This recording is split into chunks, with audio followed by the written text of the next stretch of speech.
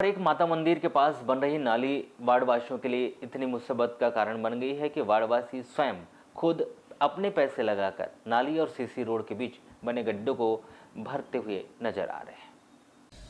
आपको बता दें कि पिछले 2 महीनों से वार्ड नंबर 1 माता मंदिर के पास बन रही सीएम मॉनिट के तहत नाली से वार्डवासी इतने परेशान हो गई कि अब यह नाली को बनाया जा रहा था। उस समय ही जेसीबी से लगभग 15 दिनों तक उसे खोदकर छोड़ दिया गया था, तभी भी वार्डवासी परेशान होते नजर आए थे।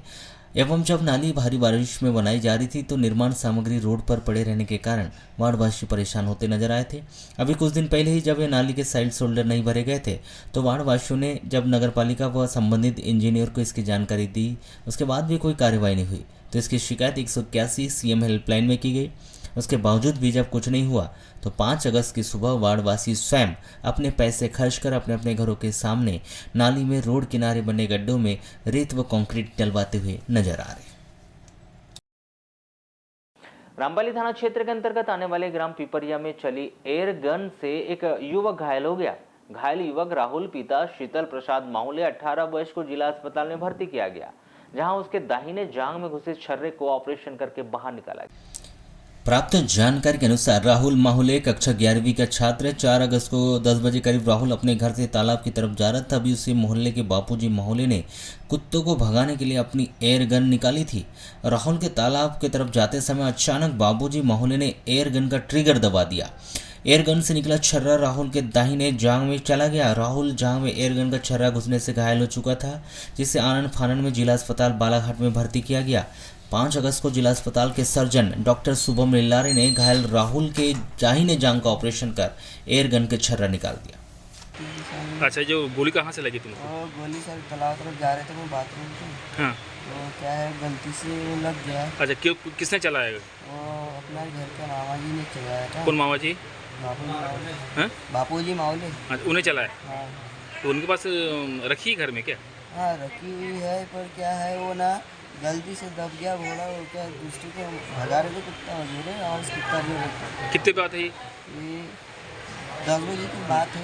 तो आज ऑपरेशन हुआ क्या इसका? हाँ जी। तो ऑपरेशन क्या छर्रे निकाले? हाँ छर्रा निकाले। कितना बड़ा था? ज़्यादा नहीं था सर, छोटा। क्या नाम तुम्हारा?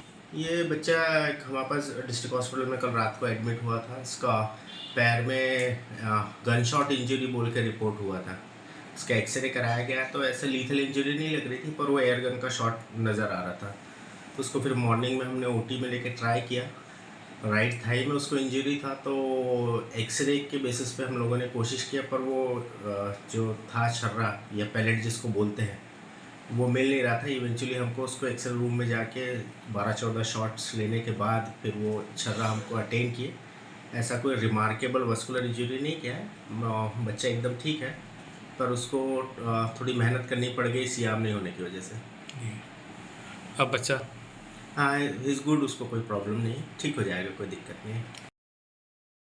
अखिल भारतीय राष्ट्रीय कांग्रेस के राष्ट्रीय पर्यवेक्षक कुलदीप राठौर का पहली बार बालाघाट आगमन हुआ, जहां उन्होंने बालाघाट विधानसभा की दावेदारी के लिए प्रत्याशियों से एक एक कर चर्चा की। वह जिन कार्यकर्ताओं को भी अपनी दावेदारी रखनी थी, उन्होंने राष्ट्रीय पर्यवेक्षक कुलदीप राठौर के समक्ष अपनी दावेदारी प्रस्तुत की। उसके बाद राष्ट्रीय पर्यवेक्षक के द्वारा पत्रकारों से रूबरू होते हुए एक पत्रकार वार्ता का भी आयोजन सर्किट हाउस में किया गया। आपको बता दें कि हिमाचल प्रदेश के कांग्रेस प्रदेश अध्यक्ष व राष्ट्रीय प्रवक्ता कुलदीप राठौर का पहली बार बालाघाट आगमन हुआ।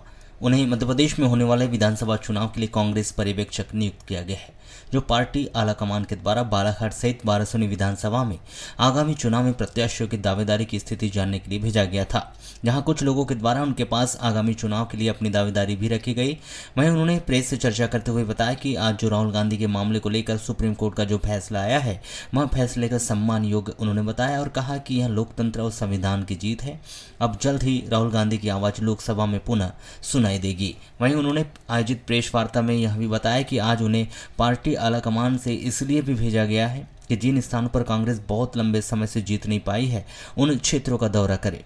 और उन्होंने यह भी बताया कि आज उन्होंने अपने दौरे के दौरान उन्होंने यह देखा कि आज कांग्रेस पार्टी को लेकर लोगों का रुझान बढ़ता ही जा रहा है और अब जनता ने मन बना लिया है कि वो परिवर्तन करना चाहती है।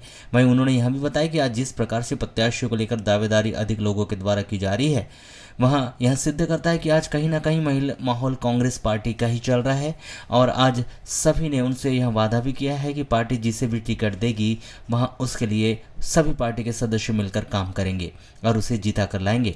यह आश्वासन आज मुझे बालाघाट के कांग्रेस पार्टी के सदस्यों के द्वारा दिया गया है। संजय जी ने कहा कि अभी जो सुप्रीम कोर्ट का अंतरिम आदेश आया है वो स्वागत योग्य है।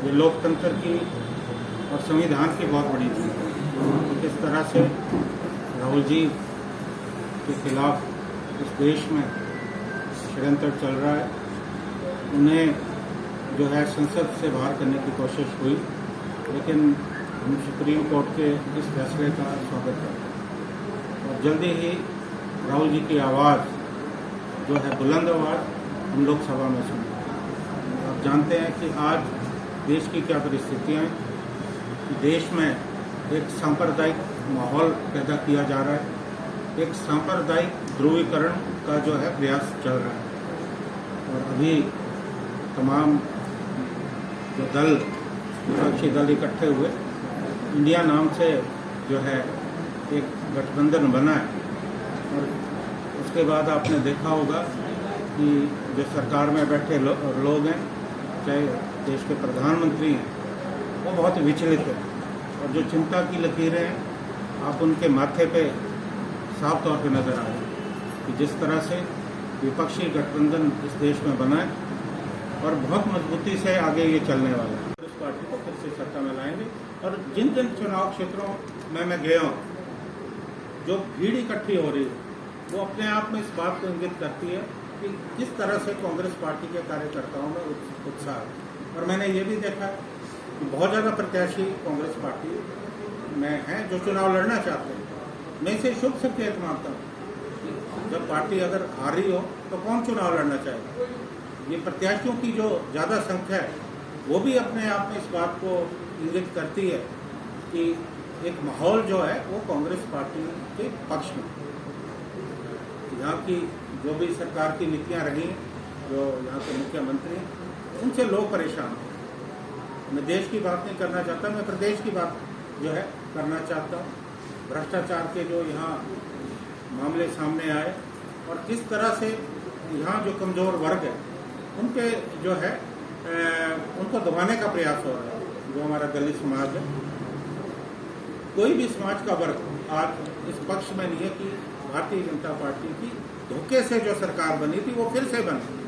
और मैं इस बात को विश्वास के साथ कह सकता हूँ, आज हमारे देख रहे हैं हमारी बहन यहाँ विधायक हैं, ये भी बैठी हैं, हमारे जिला कांग्रेस कमेटी के अध्यक्ष भी बैठे, तमाम हमारे वरिष्ठ नेता यहाँ हमारे भाई साहब विधायक हैं, सब बैठे हैं और सब लोग एकजुट हैं, इकट्ठे हैं। और मेरी यहाँ काफ़ी देर से पार्टी के कार्यकर्ताओं से चर्चा हो रही है। मैंने यहाँ जानने का प्रयास किया और सभी ने मुझे एक बात कही कि कोई भी कांग्रेस पार्टी का प्रत्याशी होगा, जो भी प्रत्याशी होगा, हम इस बात को सुनिश्चित करेंगे कि उसकी जीत। ये आश्वासन मुझे जो है सभी कांग्रेस पार्टी के कार्यकर्ताओं ने जो मुझसे मिले उन्होंने दिया।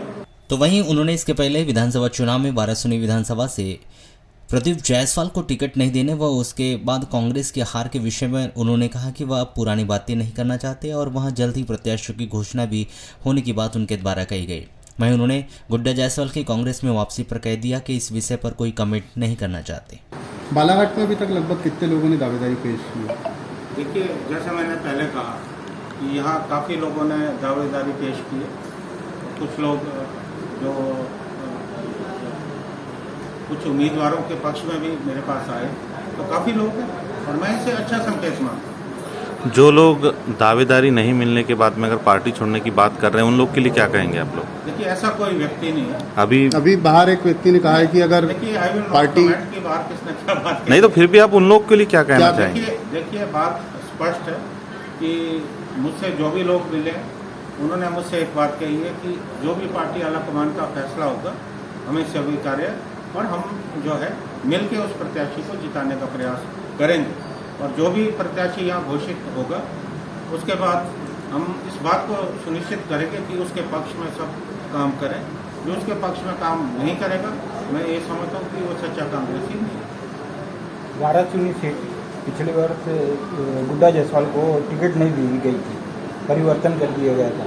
क्या ये रणनीति कांग्रेस के लिए कहीं ना कहीं हानिकारक नहीं साबित हुई? अब पुरानी बातें छोड़ी है ना, ये नई शुरुआत है। नई पुरानी शुरुआत बातों से हमने सबक लिया है, लेकिन जो अब हम यहाँ का फैसला होगा, और ये भी मैं कहना चाहता हूँ कि हम जल्दी फैसला करने वाले हैं, क्योंकि आपने देखा होगा कि जो प्रक्रिया भी चल रही है, जिस तरह से हमारे, आपने शायद पहली बार देखा होगा कि चुनाव के लिए समय पर्यवेक्षक यहाँ आकर लोगों से बात कर रहे हैं, तो ये इस बात को सुनिश्चित करता है कि कांग्रेस पार्टी बड़ी गंभीरता से चुनाव लड़ रही है, और हमारा ये प्रयास है कि जल्दी हम उम्मीदवारों का फैसला करने वाले हैं। गुड्डा जायसवाल की वापसी होगी जिस तरह से वो कमलनाथ से मिले थे? I will not comment about. Ticket वितरण का क्या? शासन प्रशासन के द्वारा जल संरक्षण को लेकर तमाम तरह के प्रयास किए जा रहे हैं, बावजूद इसके कि लोगों में जल संरक्षण को लेकर जागरूकता नहीं आई और लोग जल संरक्षण की ओर अपने कदम ही नहीं बढ़ा पाए। इसके चलते जल संरक्षण का यह अभियान महज कागजों में सिमटता नजर आ रहा है। प्रतिवर्ष शासन प्रशासन, नेतागण व समाज सेवी से जागरूक नागरिकों के द्वारा जल संरक्षण को लेकर तरह तरह के कसीदे गढ़े जाते हैं। जल को व्यर्थ बहने से रोकने की बातें की जाती है, वहीं जल को बचाने के लिए तरह तरह के अभियान भी चलाए जाते हैं, लेकिन जल के संरक्षण के लिए बने नियम का पूर्णतः पालन नहीं किया जाता। जी हाँ, हम बात कर रहे हैं वाटर हार्वेस्टिंग सिस्टम की, जिसकी अनिवार्यता को लेकर लोग हल्के में उसे ले रहे हैं। जहां तहां इस नियम को ताक में रखकर धड़ल्ले से नए भवनों का निर्माण कराया जा रहा है। जहां लोगों के द्वारा नए भवनों का निर्माण तो कराया जा रहा है, लेकिन उन भवनों में वाटर हार्वेस्टिंग सिस्टम नहीं लगाया जा रहा है, जिसके चलते अनिवार्य वाटर हार्वेस्टिंग का यह नियम सरकारी फाइलों की शोभा बना हुआ है। नगर पालिका की गाइडलाइन के अनुसार जब भी नगर पालिका से भवन निर्माण की अनुमति जारी की जाती है तो भवन निर्माण कराने वाले व्यक्ति को वाटर हार्वेस्टिंग सिस्टम लगाने की जानकारी दी जाती है और 7,000 रुपये डिपॉजिट कराकर उन्हें वाटर हार्वेस्टिंग प्रणाली लगाने के लिए कहा जाता है।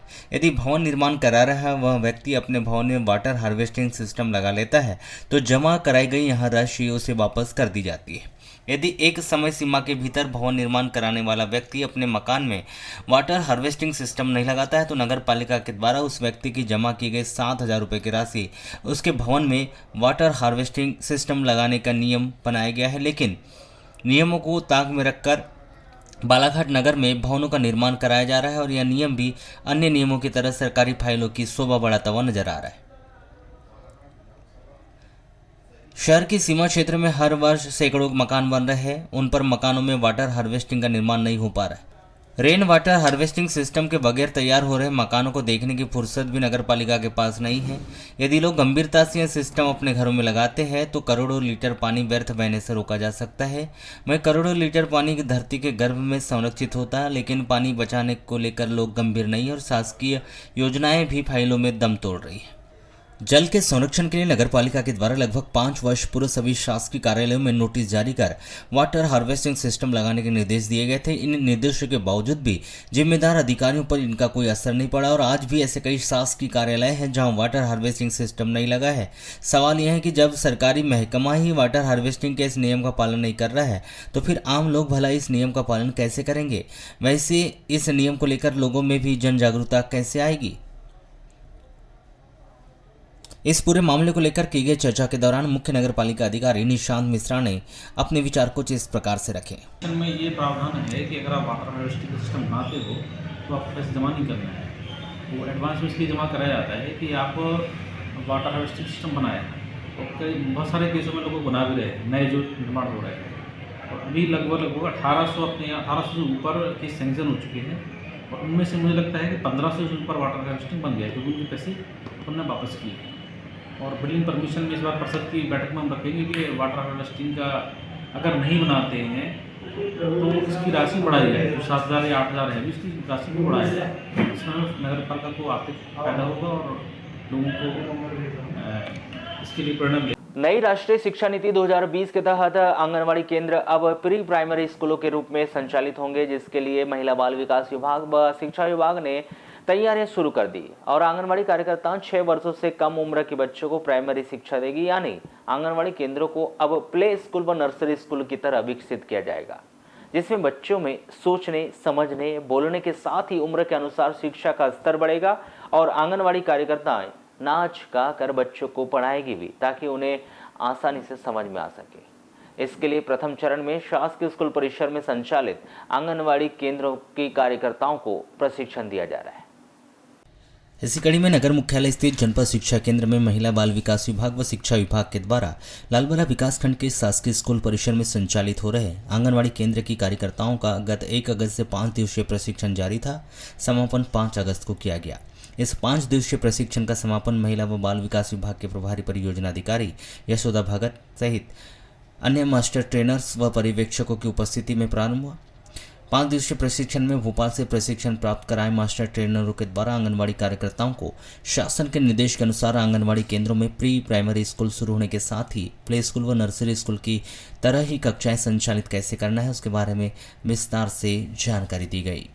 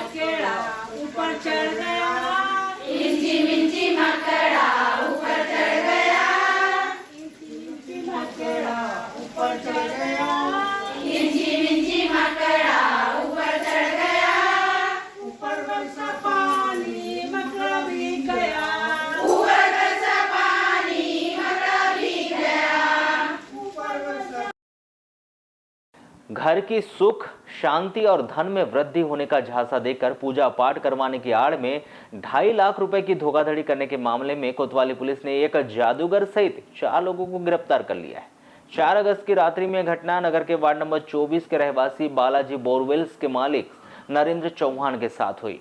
गिरफ्तार इन आरोपियों में एक महिला भी शामिल है, जिनके पास से नगद 2.5 लाख रुपए, पूजा पाठ और काला जादू में उपयुक्त सामग्री। इस मामले में उपयुक्त टवेरा कार को भी जब्त किया गया है। प्राप्त जानकारी के अनुसार नगर के वार्ड नंबर 24 के निवासी नरेंद्र चौहान, जो बालाजी बोरवेल के मालिक है, जिनकी जान पहचान योगेश गुंडा ने शरेका निवासी के साथ पिछले 4 वर्षों से थी। 10 दिन पहले योगेश गुंडा ने नरेंद्र चौहान को बताया कि मैं एक बाबा जी को जानता हूं, जो घर में गुप्त पूजा पाठ करते हैं, जिनके द्वारा घर में पूजा पाठ करवाने से सुख, शांति और धन में वृद्धि होती है और घर में लक्ष्मी जी की कृपा बरसने लगती है। और योगेश गुंडा ने नरेंद्र चौहान को अपने घर में बाबा जी से पूजा पाठ करवाने की सलाह दी। नरेंद्र चौहान योगेश गुंडाने के झांसे में आ गए और उन्होंने उससे बोला कि ठीक है, मैं बाबा जी से पूजा पाठ अपने घर में करवा लूँगा। तब योगेश गुंडा ने नरेंद्र चौहान को यह बोला कि पूजा पाठ को गुप्त ही रखना पड़ता है, किसी से इसके संबंध में कोई चर्चा नहीं करनी होती है। इसके बाद 4 अगस्त की शाम 4:30 बजे योगेश गुंडा ने एक महिला और 2 व्यक्ति के साथ टवेरा MH 26V3477 में नरेंद्र चौहान के घर पहुँचे। योगेश गुंडा ने नरेंद्र चौहान से एक व्यक्ति का परिचय बाबाजी उमाशंकर नेवारे के नाम से करवाया और महिला को बाबाजी की सहायिका होने के संबंध में बताया था। उस समय एक आदमी टवेरा गाड़ी में ही था। योगेंद्र गुंडा ने नरेंद्र चौहान से परिचय करवाने के बाद वहां से चला गया। उस समय घर में नरेंद्र चौहान और उनकी पत्नी अंजना चौहान ही थी। घर के अंदर कमरे में बाबा उमाशंकर नेवारे और सहायिका के साथ पूजा पाठ करने लगे। बाबाजी उमाशंकर ने नरेंद्र चौहान से एक काले रंग का कपड़ा मांगा। नरेंद्र चौहान ने उन्हें लाल रंग का कपड़ा दिया। पूजा पाठ के दौरान बाबाजी उमाशंकर ने नरेंद्र चौहान से कहा कि अभी आपके घर में जो भी नगद रुपया है उसे पूजा में रख दो। इससे आप पर लक्ष्मी जी की कृपा होने लगेगी और आपका रुका हुआ धन भी आपको मिल जाएगा। नरेंद्र चौहान ने बाबा उमाशंकर की बातों में आकर उनके कहे अनुसार घर में रखे 2.5 लाख रुपए बाबा उमाशंकर नेवारे को लाकर दे दिए। बाबा उमाशंकर ने उन 2.5 लाख रुपए को लाल कपड़े में बांधकर कमरे में रखे प्लास्टिक के ड्रम में डाल दिया, जिसके बाद बाबा ने नरेंद्र चौहान से बोला कि इन पैसों को 21 दिन बाद ही उठाना और इस कमरे को बंद करके ताला लगा दो। नरेंद्र चौहान ने इस बाबा की बातों में आकर कमरे के दरवाजे में ताला लगाकर बंद कर दिया, जिसके बाद बाबा उमाशंकर ने नरेंद्र चौहान से बोला कि इस कमरे को भी 21 दिन तक नहीं खोलना है, अन्यथा पूजा सिद्ध नहीं होगी। इसके बाद 6:30 बजे करीब बाबा उमाशंकर अपनी सहायिका के साथ टवेरा में बैठकर चले गए। पूजा पाठ के दौरान बाबा उमाशंकर नेवारे अपनी सहायिका को अर्चना और टवेरा में बैठते समय टवेरा के ड्राइवर को ऋषभ नाम से संबोधित किया था, जिनके जाने के बाद नरेंद्र चौहान को शंका हुई कि बाबा जी ने कमरे का दरवाज़ा 21 दिन के लिए बंद क्यों करवाया। किसी भी पूजा में इस प्रकार की पद्धति का उपयोग ही नहीं होता। और उन्होंने अपनी पत्नी अंजना के साथ रात में ही कमरे में ताले को खोलकर अंदर जाकर प्लास्टिक के ड्रम को देखा तो ड्रम खाली था। ड्रम में लाल कपड़े में रखे 2.5 लाख रुपए नहीं थे। जिसके बाद नरेंद्र चौहान योगेश गुंडाने के घर गए, तब योगेश गुंडाने उन्हें घर पर नहीं मिला। इस प्रकार योगेश गुंडाने और उसके 3 साथी घर में पूजा पाठ कर सुख शांति धन वृद्धि लाने का झांसा देकर 2.5 लाख रुपए लेकर फरार हो गए। जिसके बाद नरेंद्र चौहान को तुरंत ही कोतवाली पहुंचे और नगर निरीक्षक कमल सिंह गहलोत को यह सारी बात बताई। नगर निरीक्षक ने अपने स्टाफ के साथ तुरंत ही छानबीन शुरू कर दी और मिले लोकेशन के आधार पर नगर निरीक्षक अपनी टीम के साथ वारासुनी पहुंचे और वारासुनी स्थित एक ढाबे में चारों को पकड़ लिया। उस समय वे खाना ही खा रहे थे। सभी को कोतवाली लाकर पूछताछ की गई, जिन्होंने अपना नाम उमाशंकर पिता आसाराम नेवारे 35 वर्ष वार्ड नंबर 11 कटंगी थाना कटंगी, अर्चना पिता गणेश पटले 33 वर्ष इतवारी टोरी थाना कटरा जिला सागर, ऋषभ पिता दिलीप मासूरकर 28 वर्ष वार्ड नंबर 11 कटंगी थाना कटंगी, योगेश पिता प्रेमचंद गुंडाने 41 वर्ष वार्ड नंबर 30 सरिका बालाघाट निवासी के रूप में बताया गया, जिन्होंने पूजा पाठ की आड़ में नरेंद्र चौहान से 2.5 लाख रुपए की ठगी करना मंजूर किया। उनके पास से नगद 2.5 लाख रुपए, पूजा पाठ में उपयुक्त सामग्री और टवेरा भी जब्त किया गया है। गिरफ्तार सभी ठगों को 5 अगस्त को बालाघाट की विद्वान अदालत में पेश कर दिया गया।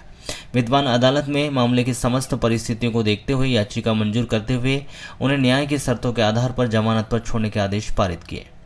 जानकारी के मुताबिक उमाशंकर नेवारे मैजिशियन है, जो कटंगी में मैजिशियन की क्लास भी लेता है और उसकी वहां पर चाय की दुकान भी है। और यह महिला अर्चना पटले मूल रूप से सागर जिले की रहने वाली है, जो नागपुर के जरीपटका में अपने पति कुंदन अशुलकर के साथ रहती थी, किंतु वह 14 वर्षों से अपने पति को छोड़कर अपने 2 बच्चों के साथ अपने मायके सागर जिले में अपने माता पिता के साथ रहती है, जो पूजा पाठ की सामग्री बेचने का व्यवसाय करती है।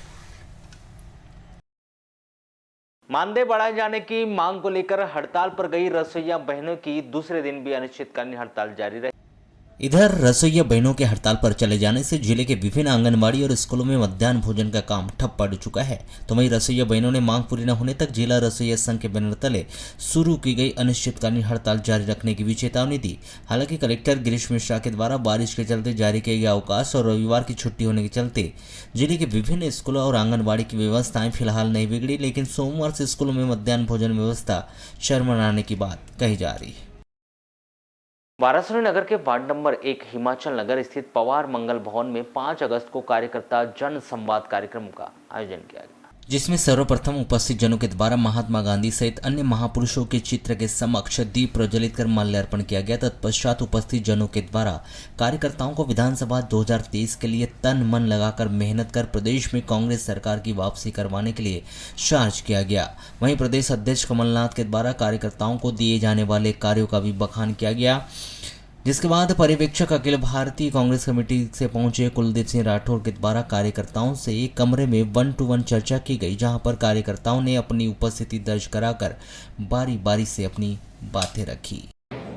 हम कार्यकर्ताओं से मिलकर कार्यकर्ताओं की राय जानने का प्रयास कर रहे हैं और जो हमारे पार्टी के पदाधिकारी हैं उनसे भी बात कर रहे हैं, संगठन की गतिविधियों को जानने का प्रयास कर रहे हैं और जो भी कार्यकर्ता या हमारे पार्टी के जो वरिष्ठ नेता हैं, पदाधिकारी हैं, हमें जो फीडबैक देंगे तो हम पार्टी आलाकमान तक जो है पहुँचेंगे। कब तक प्रत्याशियों की सूची तय हो जाएगी? मुझे लगता है कि ये फैसला जल्दी होगा, क्योंकि आपने देखा होगा कि पहली बार जो है कांग्रेस पार्टी ने पर्यवेक्षकों की नियुक्ति की है और खासकर ऐसे क्षेत्रों में जहां कांग्रेस पार्टी काफ़ी अरसे से चुनाव नहीं जीत पा रही, मुझे लगता है कि इस बार टिकटों का फैसला जो है जल्दी होगा। कार्यकर्ता जनसंवाद के हिसाब से बैठक थी, जिसमें हमारे दिल्ली से AICC के जो नीतीश राठौर जी आए और पूरे कार्यकर्ता का जो मतलब क्या बोलना चाहिए इसको, मीटिंग अरेंज की गई थी।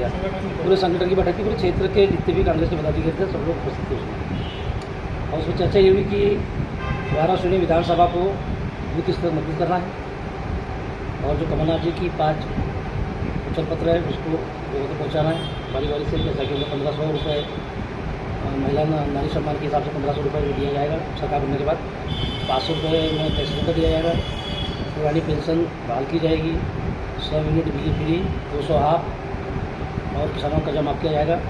और 6वीं उनकी जो भी घोषणा हुई है तो घोषणा ये है कि 5 हाउस तक किसानों को बिजली फ्री मिलेगी।